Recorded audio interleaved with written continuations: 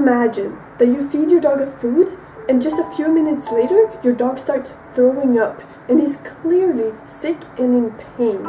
You'd probably think the food was causing your dog to get sick, right?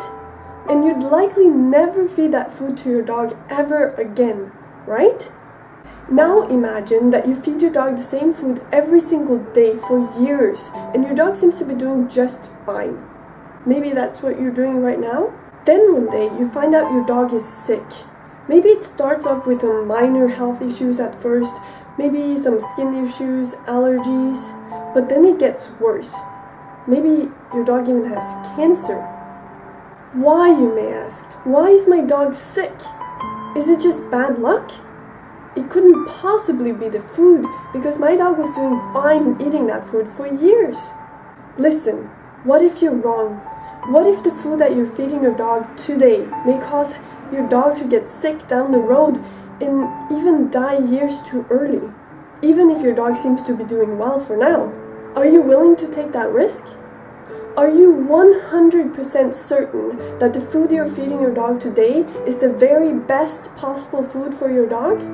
I'm about to reveal to you why dog food people around the world are feeding their dogs today may actually be shortening our dogs' lives. So keep watching.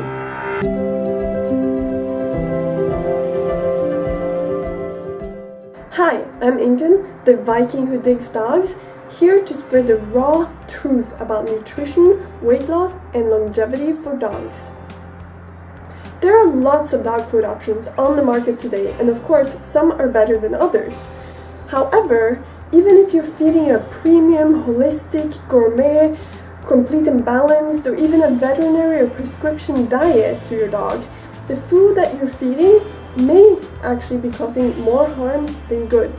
The classical example is of course dry dog food. However, even if you're feeding a fancy, expensive, natural, freeze-dried dog food, you might be in for a shock later on. First, let's have a look at dry dog food, aka kibble. Kibble is an ultra-processed product. It is made through a process called extrusion, where the ingredients are heated, destroying lots of bacteria and removing most of the moisture. The end product is then a bunch of dry bits that frankly doesn't even look like food if you ask me. Why is dog food made this way? Well, for one, it's convenient for both you and the dog food manufacturer. I mean, what's more convenient than scooping out a cup of kibble and adding it to your dog's bowl at mealtime, right? And for dog food manufacturers, it makes it easy to store and transport. It can even sit on the shelf of a store for months before someone buys it. That convenience, however, comes at a cost. And I'm not talking about money here, I'm talking about something way worse. In order to make these dry bits of dog food, a certain amount of starch is required. Now, starch in itself is not necessarily bad. It depends on the type and amount of starch and how it has been processed. Because the process of making kibble requires starch and because it's a cheap ingredient, as much as 50 to 60% of kibble or even more may consist of starch. Dogs don't require starch, so the more starch a food contains, the more dogs need to eat of that food in order to acquire the nutrients the dog actually do need. Plus, starch may disrupt dogs' hormones and metabolism, which may cause weight gain. No wonder we have a world epidemic of overweight dogs now, huh? Now, it doesn't matter if the kibble is grain-free or gluten-free, the process still requires starch. And the thing is, lots of grain-free kibble contain even more starch than non-grain-free options.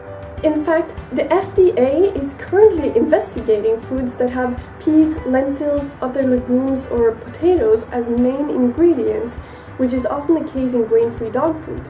The reason for the investigation is that it seems like these foods may be causing canine dilated cardiomyopathy, which is a serious heart condition in dogs. What will come out of the investigation is yet to be seen. Now, it's not only starch that may be unhealthy when it comes to kibble. Kibble is a highly processed food, and even for us humans, we know processed food is unhealthy. The extrusion process can destroy nutrients as well as good bacteria and enzymes. It basically leaves a dead food. The package may feature all sorts of fresh and wholesome foods, But if the food goes through a process like extrusion, where you can't even recognize the ingredients afterwards, it's not really wholesome and fresh food anymore, is it? Kibble is ultra-processed and contains lots of fattening ingredients, which means feeding kibble to our dogs is basically like us eating junk food every day of our lives, plus taking some multivitamins. You may have noticed on the ingredient list of dog food that there may be lots of vitamins, even amino acids added, as well as a bunch of chemical sounding stuff. The reason for dog food manufacturers to add in nutrients separately instead of through whole foods could be because the processing itself destroys too much of the nutrients. It could also be that the initial ingredients didn't contain enough nutrients, neither of which sounds very promising. And if all of this wasn't enough, the convenience of buying a big bag of kibble that may last for weeks may result in fat in the dog food oxidizing and turning rancid. Without going into detail, let's just say that's not healthy. And the longer it takes from the first time you open the bag until your dog eats all of it, the more rancid fats your dog will be consuming. Also, kibble, or any other dog food for that matter, may contain synthetic vitamins, coloring agents, and flavorings that make the dog food even less natural and could be downright harmful. Do you think it sounds healthy for a dog to get some of the nutrients it depends on through something as unnatural as synthetic vitamins? Now, once again, even if your dog seems to do fine on the food for years, that doesn't mean the food isn't causing harm to your dog over time. That's why all of this is so important. Commercial dog food in general may also contain some questionable ingredients. For instance, you might be surprised to hear that the FDA actually allows the following to be added to dog food: meat processing waste, restaurant waste, and animal tissues from other sources, including animals that have died otherwise than by slaughter. The latter actually means that animals that died because they were sick may become ingredients in dog food. Don't you think that if a cow had a disease that killed it, that the meat from that cow might not be the healthiest for your dog? And that's actually something that's allowed to be in dog food. Then there's of course a host of other things that may be added to dog food illegally that may cause acute health problems in dogs even minutes after they consume the food, which then results in large dog food recalls. Now listen. If you're thinking this might not apply to you, maybe you're feeding some other kind of dog food that's much better, maybe even a fancy, expensive, natural, freeze-dried dog food. If so, I'd like you to consider that even such diets may have faults of their own. Freeze-dried and dehydrated dog food have, for instance, a very different texture than other foods. Even with a light squeeze, they may crumble into a powder. Have you considered how that may affect your dog? Check this out. There's a study that was done on mice to test how much weight they would gain from consuming 3 different diets. First, the scientists fed the mice the 3 different diets in the shape of hard pellets. What they found was that there was a considerable difference between the 3 diets, meaning that mice would gain a different amount of weight depending on which diet they were eating. But then they fed the same 3 diets in powder form instead of hard pellets. What they now found was that all the mice gained weight equally and similar to the worst hard pellet diet, even though they seemed to consume about the same amount or even less calories on average than when fed hard pellets. What this basically means is that the mice gained weight because of the texture of the food, at least for 2 of the diets. Now, even though the study was done on mice, it's quite interesting as texture can seemingly have a huge impact on whether a food is healthy, including when it comes to weight gain and weight loss. One of the biggest pros of freeze-dried and dehydrated dog food is the convenience it brings. But once again, at what cost? So many dogs around the world today are aging way too quickly. They're considered to be old even as young as 7, 8, 9 years old. And they get all sorts of health issues and diseases, anything from skin issues, allergies, digestive problems, to more serious ones like arthritis, diabetes, and cancer.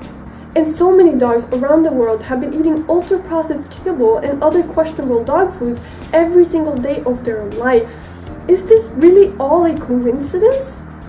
Or could there be a direct relationship between our dogs eating junk food their whole lives and ending up sick and even dying years too early? I mean, even dogs that are just a bit chubby have been shown to die almost 2 years earlier than leaner dogs. That's tragic. And even worse, because lots of dog owners have no idea their dog is overweight. I mean, this is what a moderately overweight dog looks like. That is as little excess fat as it takes for a dog to die years too early. And just to be clear, overweight dogs are not overweight because they don't exercise enough. That is a myth. And even though calories do count, calories are not created equal, which means whether a dog is overweight highly depends on what that dog eats, not just how much. So, if kibble can cause dogs to get overweight and even shorten their lives, imagine what else it's doing to our dogs. Even if your dog is not overweight, that doesn't mean the food your dog is eating every single day isn't causing health issues to your dog, even if you're not aware of them yet. So the question is, are we settling for poor health? Why are we okay with our dogs being old at just 8 or 9 years of age? Why are we okay with dogs having skin issues, problems walking, being overweight? What we should be asking is, why is this happening to our dogs? Don't our dogs deserve better? Our dogs are super adaptable and can cope with bad nutrition for years. That's why we may feed junk food with multivitamins every single day of their life, and they may seem to do well for quite some time. And because they seem to do well for so long, we don't even consider that the food could actually be the very cause of their future health issues. Instead, we end up making excuses such as, my dog is overweight because she's old and can't move a lot. It was just bad luck that my dog got cancer. My dog has arthritis because he's old. My dog is 9 years old, that's why she's slow. Okay, just to be clear, I'm not saying that all of these health issues are for a fact caused by the dog's diet. There are of course other factors that play a role here. The point is, however, that we need to address this huge problem that has been swiped under the carpet for way too long.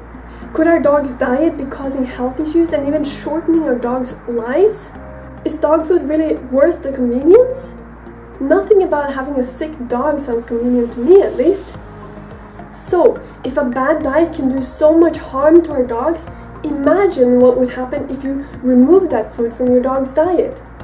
And even more so, imagine if you replaced it with a highly nutritious, healthy diet.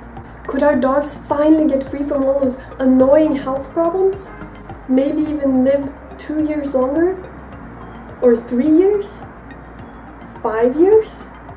Feeding our dogs healthy, nutritious food can be both simple and easy, and I want you to know how to do just that. This is worth gold. However, since it's simply too much to include it all in this video, if you haven't already done so, click the link below to get free access to the 9 most dangerous foods for dogs and 1 food you absolutely should feed. And I'll also share with you how food may transform your dog's life and even little known secrets to help keep your dog by your side for as long as possible. So click the link below now. So, the ultimate question, what are you choosing to feed your dog today? If you enjoyed this video, then click the thumbs up, write a comment if you like, and subscribe to my channel where I'll also be talking about what healthy, nutritious foods you may add to your dog's diet that may even extend your dog's life. So, stay tuned and remember to dig that dog.